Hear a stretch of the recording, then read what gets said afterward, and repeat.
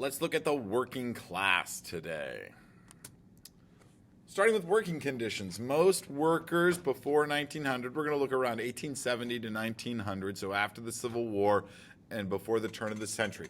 Most workers worked about 6 days a week. Some of them worked a full 7, some of them might have worked less, but 6 days was average. And most worked at least 10 hours a day.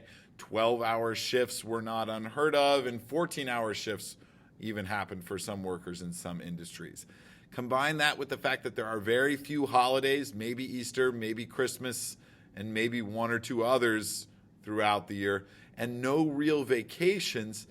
Work is pretty grueling for the working class. It's also dangerous. There are little to no safety standards in most industries, and there are frequent accidents. In fact, accidents in the United States, working accidents, industrial accidents, are more common than in any other industrialized nation in the world.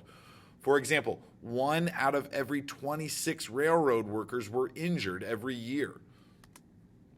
Others suffered from chronic illness as a result of exposure to dust, like coal dust or lint or chemicals or other work-related health issues. Your average worker was paid about $450 a year. Now, at the time, you needed about $600 for a family of 4 to live decently, which means that it's not just father that's working. Oftentimes, mothers or children are working as well. Construction workers, machinists, government employees, and Western miners, as well as printers, which we see here, were paid better than your average worker.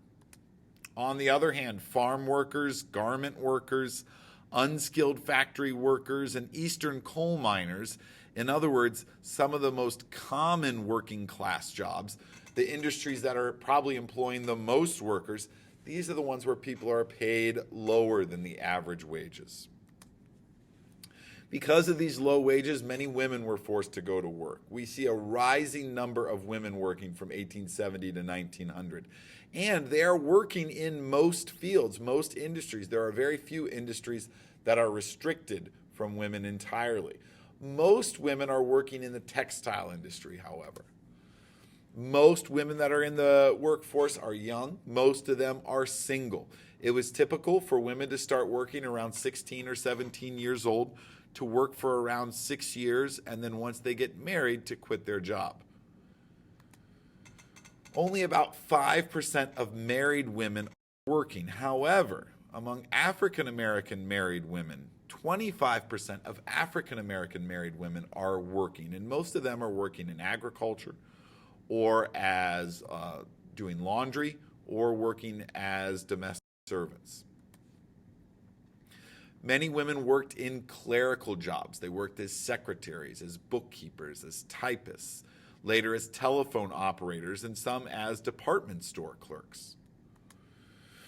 And in professional jobs, there are very, very, very few women working as doctors or lawyers, most often because of discrimination, and those fields were still mostly shut out to them. But we do see women becoming nurses, becoming teachers, becoming librarians. And as a result of women entering these fields, many men left these jobs. Some of them might have taken on management positions in the same industry. But we really see the status of these professions, like librarians and teachers and nurses, really diminished. And that's not a fault of the women, but that's a result of discrimination and feelings towards women of the time. When women worked alongside men, they were often given slightly different jobs, jobs that seemed more in line with a woman's role and often paid less for men working in the same industry.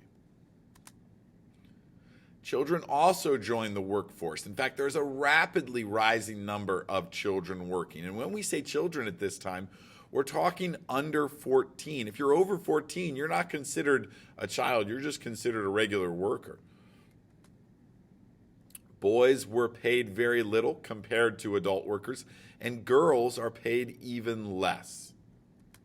Another group that's paid less are minorities. African Americans often received the lowest jobs, the jobs with the least prestige. And they're also the last ones hired and the first ones fired. And at every level of employment, African Americans are going to earn less than their white counterparts. The same goes for Chinese workers and later Japanese workers on the Pacific Coast in California and Oregon and Washington. They faced heavy discrimination as well. In 1879, the Working Men's Party of California, a political organization, pressured the state legislature of California to outlaw the hiring of Chinese workers. Corporations operating in California after 1879 were not allowed to hire Chinese workers. And in 1882, the federal government passed the Chinese Exclusion Act. Congress banned Chinese immigration for at least 10 years, and I think that will later be extended even beyond the original 10 years. Overall, adults are paid more than children. Native-born workers are paid more than foreign-born workers, unless you're an American Indian. Protestants are paid more than Catholics and Jews. White workers are paid more than black workers or Asian workers. And women made a little more than half of what men made in the same field.